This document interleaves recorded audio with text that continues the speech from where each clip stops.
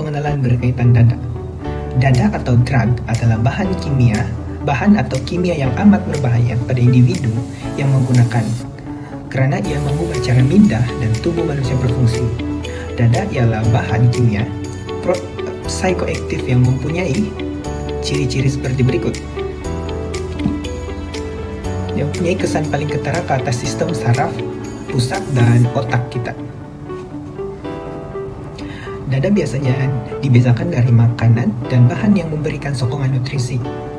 Penggunaan dada boleh melalui penyedotan, suntikan, merokok, pengisian, penyerapan melalui tampalan pada kulit, suppository atau melarutkannya di bawah lidah.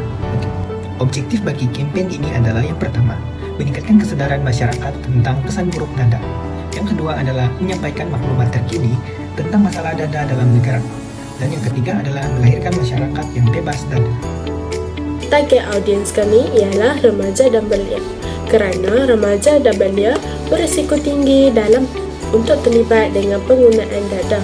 Mereka juga mungkin terdedah kepada tekanan rakan sebaya kerana untuk mencari pengalaman baru atau ingin melarikan diri dari masalah atau keadaan sulit. Yang kedua ialah komuniti tempatan. Komuniti tempatan dalam kempen anti dada sangat penting untuk mencipta kesedaran dan menggalakkan kolaborasi dalam mencegah penyalahgunaan dada. Kesan penyalahgunaan dada yang pertama adalah kesan terhadap kesihatan. Dada boleh merosakkan sistem saraf pusat dan organ dalaman badan. Pengambilan dada secara berterusan boleh menyebabkan masalah kesihatan kronik seperti penyakit jantung, gangguan pernafasan, kerosakan hati dan penyakit mental. Kesan yang kedua adalah kesan sosial. Penagih dada sering mengalami masalah hubungan sosial yang buruk. Mereka mungkin mengabaikan tanggungjawab keluarga, kawan dan pekerjaan serta mungkin terlibat dalam aktiviti-aktiviti jenayah. Kesan yang ketiga adalah kesan terhadap emosi dan mental. Dada boleh mempengaruhi keseimbangan kimia dalam otak dan menyebabkan perubahan tingkah laku dan emosi. Pengguna dadah mungkin mengalami masalah kecemasan, kemurungan, hilangnya minat dalam aktiviti yang mereka nikmati dan gangguan kestabilan emosi. Dan adalah kesan terhadap ekonomi. Penyalahgunaan dada boleh memberi impak yang besar kepada ekonomi individu dan masyarakat.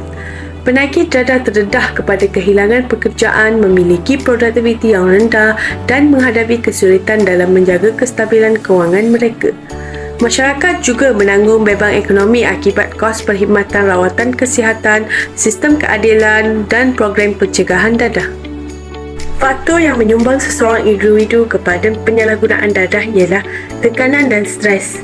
Individu yang mengalami tekanan emosi, tekanan sosial atau tekanan hidup yang berat cenderung mencari cara untuk melarikan diri atau mengurangkan tekanan tersebut.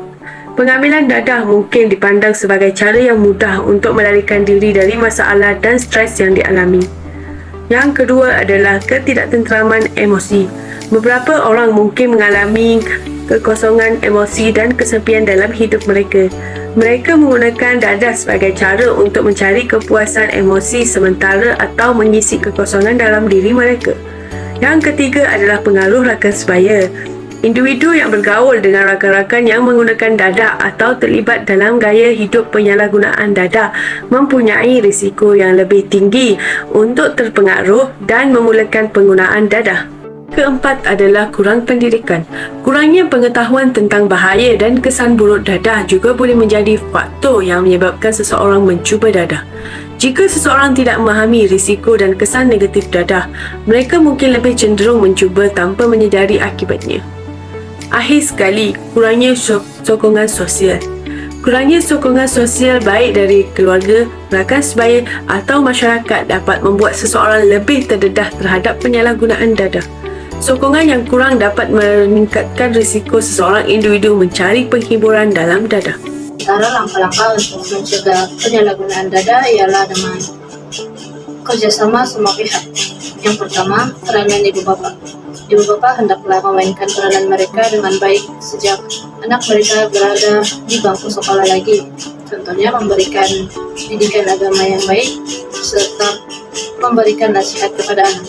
Seterusnya, peranan pihak berkepentingan yaitu mengadakan campaign dada di tempat-tempat yang merupakan pusat penagih dada. Seterusnya ialah peranan kerajaan.